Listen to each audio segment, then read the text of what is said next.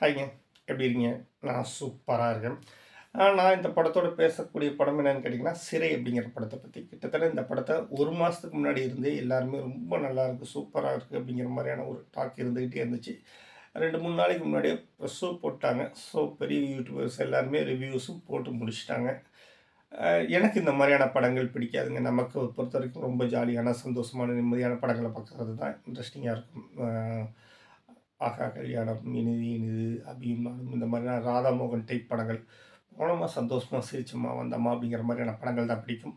ஆனா இந்த படம் நிச்சயமா பேர கேட்கும்போதே பார்த்தீங்கன்னா, வெற்றிமாறன் டைப் படமா தான் இருக்கும். இல்லைன்னா பாலா டைப் படமா தான் இருக்கும். போனா கலங்கடிச்சு தான் அனுப்புவாங்க அப்படிங்கிற ஒரு எண்ணம் உள்ளுக்குள்ள ஓடிட்டே இருந்துச்சு. போலாமா வேணாமான்னு யோசிக்கும்போது கன்டென்ட்டே இல்ல. ஸோ போவோம் அப்படின்ட்டு போய் பார்த்த படம் தான் சிறை. இந்த படத்த எப்படி சொல்றது அப்படின்னு கேட்டீங்கன்னா, இது ஒரு பீரியட் ஃபிலிம்ங்க. பீரியட் ஃபிலிம்னா கிட்டத்தட்ட ராஜா ராணி காலம்லாம் கிடையாது. ஒரு 25 வருஷத்துக்கு முன்னாடி. ஆனா அத காமிக்கும்போதே நம்ம எவ்வளவு தொலைச்சிட்டு வந்திருக்கோம், இல்லன்னா எவ்வளவு முன்னேறிட்டு வந்திருக்கோம் அப்படிங்கிறது தெரியும். அ வழக்குழிந்து போன ஓட்டு வீடுகள், செம்மண் சாலைகள், பட்டியலடைத்த ஆடுகள், இந்த மாரி நெறைய விஷயங்கள நாம மிஸ் பண்ணிட்டோமா, இல்ல அத தாண்டி வந்துட்டோமா அப்படிங்கிறது தெரியல. ஆ கிராமத்தோட இருக்கக்கூடிய அந்த வாழ்வியல், ஒரு ஊருக்குள்ள அத்தனை பேருமே சொந்தக்காரங்களா இருக்கிறது. இதெல்லாம் நான் பார்த்து வளர்ந்துருக்கேன். அதே விஷயங்கள் திரும்ப பார்க்கும்போது, ஆமால்ல இதெல்லாம் இப்ப இல்லையே அப்படிங்கிற மாரியான ஒரு இது வந்துருச்சு. எல்லாமே நியூக்ளியர் ஃபேமிலி அப்படிங்கிற மாரியான புது அடைமொழியோட வார்த்தைகள மாத்திக்கிட்டே இருக்கும். வாழ்க்கை முறைய மாத்திக்கிட்டே இருக்கும் அப்படிங்கிறது தான் நிஜம். இந்த படம் உண்மையிலேயே நல்லா இருக்குங்க. பதைக்க வைக்கிறாங்க. ரொம்ப டென்ஷன் ஆக்குறாங்க. 2 மணி நேரத்துக்குள்ள நம்மள எவ்வளோ பிபி ஹைப் பண்ண முடியுமோ, அவ்வளோ பண்ணியிருக்காங்க. பட் ரொம்ப ரொம்ப குட்டியான பட்ஜெட்ல அழகா எடுத்திருக்கக்கூடிய ஒரு படம்.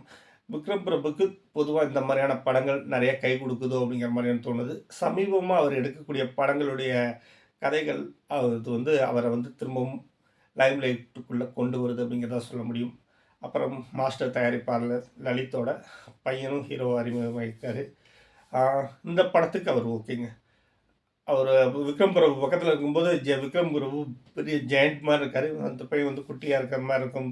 ஆனா, இந்த கதைக்கு அந்த குட்டி பையனா இருக்கிறது தான் அவ்வளவு நல்லா இருக்கு, ஆப்ட்டா இருக்கு. அவன் மேல பரிதாபப்பட வைக்குது. அவன் சரியா வந்துரணும். அவன் காப்பாத்தப்பட்டணுங்கிற எண்ணமெல்லாம் நமக்குள்ள புத்திக்குள்ள ஓடிட்டே இருக்கு. அந்த வகையில அந்த கேரக்டர் ஜெயிச்சிடுது. இது போக ஹீரோயினா நடிச்சவங்க இந்த படத்துல வந்து கிட்டத்தட்ட 90% எல்லாருமே புதுமுகங்கள் தான். ஒருத்தர் பேர சொன்னோம்னா, எனக்கு இன்னொருத்தர் பேர் தெரியாது அப்படிங்கிறனால எல்லாருமே சரியா நடிச்சிருக்காங்க. யாருமே ஓவர் ஆக்டிங் பண்ணல. என்ன மீட்டரோ, அந்த மீட்டருக்குள்ளேயே அந்த படத்த பண்ணியிருக்காங்க. ஸ்க்ரீன் பிளேயா இருக்கட்டும், மியூசிக்கா இருக்கட்டும் 2மே நம்மள அடுத்து என்ன காட்சிகள் அப்படிங்கிறத எதிர்பார்க்க வைக்குது, பதபதைக்க வைக்குது. நாம எதிர்பார்த்த காட்சிகள் எதுவுமே அடுத்தடுத்து நடக்கிறதே கிடையாது அப்படிங்கிறது தான் இந்த படத்தோட மிகப்பெரிய வெற்றியே. இன்டர்வல் பிளாக்ல நாம ஒண்ணு யோசிச்சு வச்சுட்டு திரும்ப வந்து உட்காருவோம். ஆனா வேற ஒண்ணு நடக்கும். கடைசி 1/2 மணி நேரத்தில நாம என்னெல்லாம் யோசிச்சு வச்சிருக்கோமோ, அத்தனையுமே உடைச்சு எறிஞ்சிட்டு, "ஏன்டா நீ படம் இப்படி தான் சினிமா படம் பார்த்து பார்த்து வளர்ந்து இப்படி தான் யோசிப்பியாடா?" அப்படின்னு நம்மளே நம்ம கேள்வி கேட்கிற மாரியான ஒரு விஷயங்கள் எல்லாமே பண்ணியிருப்பாங்க. மொத்தத்தில படம் நல்லாருக்கும். கிட்டத்தட்ட ஒரு பஸ் பயணத்தில ஒரு கைதிக்கும், ஒரு ஆயுதப்படை காவலருக்குமான ஒரு பயணம் தான்.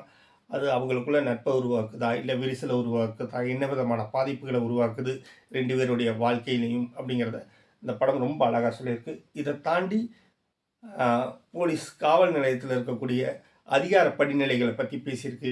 எல்லாத்தையுமே அ நடுநிலையான விமர்சனம். நடுநிலை என்பது அ ஒரு பக்கமா நிக்கிறதோ, அல்லது நடுவுல நிக்கிறதோ கிடையாது. நியாயத்தின் பக்கம் நிற்பதுன்னு சொல்லுவாங்க இல்லையா? அந்த மாரி நியாயத்தின் பக்கம் நின்னு நடுநிலையா பேசியிருக்கக்கூடிய படம். அதே மாரி சிறுபான்மையினருடைய வாழ்க்கை முறைய, அவங்களுடைய வழிபாட்டு முறைய கூட நம்ம ஒரு மாதிரியா தான் பார்க்கக்கூடிய சமூக நிலையா இருக்கும். ஏன்னா, நம்ம பெரும்பான்மையானவர்கள் பண்ணக்கூடியது மட்டும் தான் சரி. மத்ததெல்லாம் வந்து ஒரு படி கீழேயோ, அல்லது வினோதமான விஷயங்களாவோ நம்ம பார்த்துட்டு இருக்கோம் அப்படிங்கிறதையும் இந்த படம் தோலுரிச்சு காட்டுது. ஒருத்தனுடைய பேர வச்சே அவனுடைய கேரக்டர், ஒருத்தனுடைய மதத்த வச்சே அவனுடைய வாழ்க்கை முறை, இத சிந்திக்கிற பக்குவம் 1991ல ஆரம்பிச்சது அப்படின்னு நெனைக்கிறேன்.